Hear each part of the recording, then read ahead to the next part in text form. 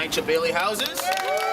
New York State Assemblymember Victor Pichardo comes to the rescue of NYCHA tenants at the Bailey Houses at 2663 Heath Avenue after he was contacted by advocates complaining about their leaking roof. My office was able to secure $3 million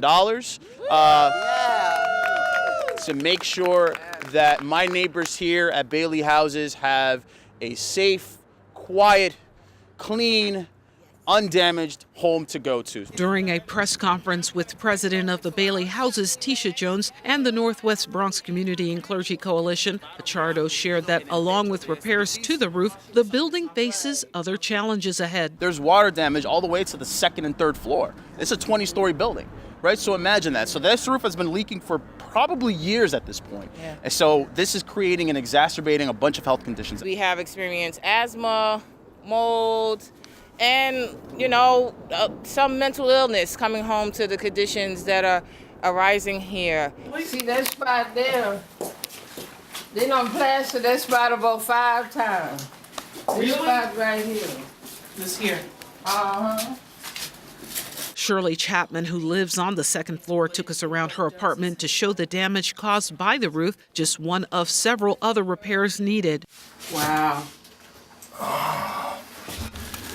And I had water leaking for 7 days. Wow.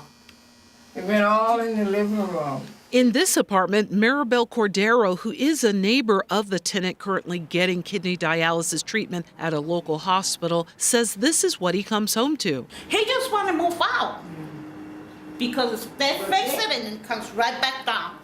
In a statement, the general manager of NYCHA shared that we are grateful to Assemblymember Pichardo for his investment and commitment to improving the lives of our residents at Bailey Houses. He added that partnerships like this are vital to addressing NYCHA's aging infrastructure and critical repairs across the city. And here where Armando Alice, who is disabled, lives on the second floor after years of feeling hopeless, today a spark of hope. Assemblyman Pichardo shared that he'd like to see a plan for construction in place in January and for the roof to be complete by this time next year. For BronxNet, this is Arlene McCoco.